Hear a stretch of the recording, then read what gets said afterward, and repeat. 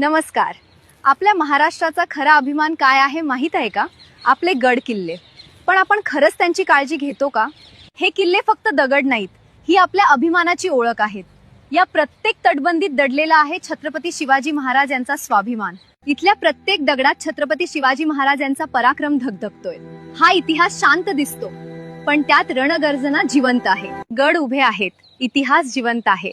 आता प्रश्न आपला आहे, गड जपा, कारण स्वाभिमान जपला जातो, सोडला जात नाही. किल्ल्यावरचा निसर्ग म्हणजे फक्त सौंदर्य नाही, ही झाडं शतकांची साक्ष देत उभी आहेत. या पाण्याच्या टाक्यांनी हजारो जीव वाचवले. किल्ले स्वच्छ ठेवणं म्हणजे पर्यावरण जपणं आहे.